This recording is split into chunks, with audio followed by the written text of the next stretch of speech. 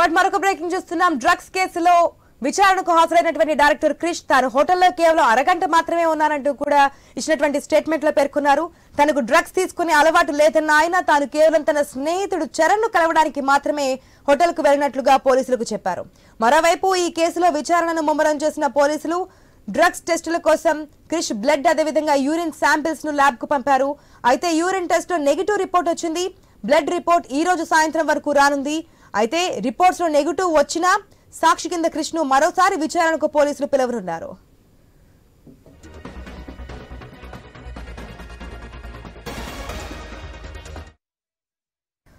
Right, పూర్తి updates మా ప్రతినిధి లహరి ద్వారా తెలుసుకుందాం. రైట్ లహరి, మనం చూస్తున్న ఏదైతే డ్రగ్స్ రాడిసన్ కేసులో చూస్తున్నాం, మనం ఏదైతే డ్రగ్స్ కేసు సంబంధించి డైరెక్టర్ క్రిష్ పేరు తెర మీదకి రావడం, ఆయన ముందస్తు బెయిల్కి సంబంధించి కోర్టులో అప్పీల్ చేసుకోవడం, ఈ రోజు మళ్ళీ విచారణకి హాజరు కావడం, చెప్పిన దాని ప్రకారం సహకరించి బ్లడ్ అండ్ యూరిన్ శాంపిల్స్ ఇచ్చారు. అయితే యూరిన్ టెస్ట్ లో మనకి నెగిటివ్ వచ్చినట్టుగా తెలుస్తోంది. బ్లడ్ శాంపిల్స్ ఈ రోజు సాయంత్రం రాబోతున్నాయని. కాకపోతే నెక్స్ట్ విచారణ కూడా హాజరు కావాలి, అవసరం వస్తాయని చెప్పిన పరిస్థితులు కూడా కనిపిస్తున్నాయి. పూర్తి డీటెయిల్స్ ఏ విధంగా ఉన్నాయి లహరి? ఇప్పటికే గచ్చిబౌలి రాడిసన్ పబ్ లో డ్రగ్స్ పార్టీ కేసులో ప్రముఖ దర్శకుడు క్రిష్ వ్యవహారం హాట్ టాపిక్ గా మారిందని చెప్పుకోవచ్చు. ఇక్కడ ఈ పార్టీలో పలు సినీ రాజకీయ ప్రముఖుల పేర్లు కూడా తెరపైకి వచ్చిన విషయం తెలిసిందే.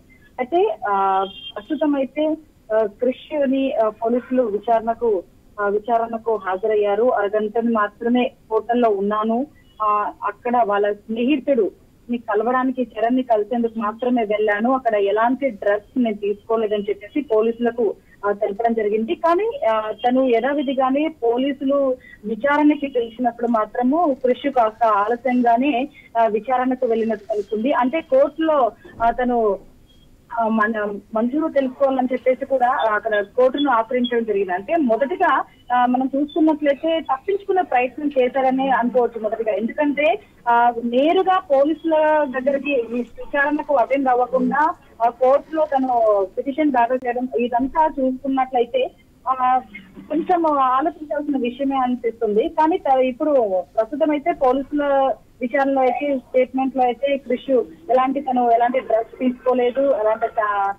ఎలాంటివి కూడా నేను అక్కడ చేయలేదు, జస్ట్ తన స్నేహితుని చరణ్ మాత్రమే కలిసేందుకు అక్కడికి వెళ్ళానని చెప్పేసి స్టేట్మెంట్ లో చెప్పాడు. కానీ డ్రగ్స్ తీసుకునే అలవాటు లేకున్న క్రిష్ మాత్రం ఇటు టెస్టులకు మాత్రం ఇవ్వడం జరిగింది, తన శాంపిల్స్ ఇవ్వడం జరిగింది.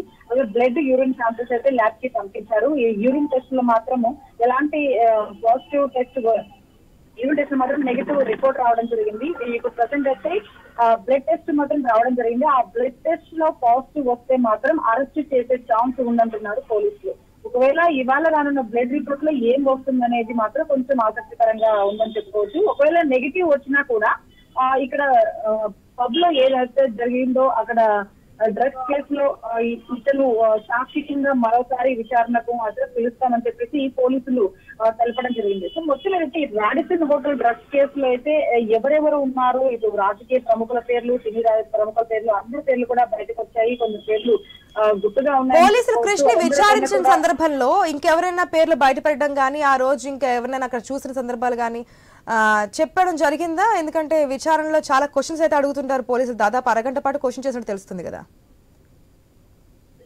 ఇప్పటికే మంజుల గ్రూప్ డైరెక్టర్ వివేకానంద్ తో పాటు నిర్భయ్ కేదార్ పెద్ద అబ్బాస్ అరెస్ట్ చేశారు పోలీసులు.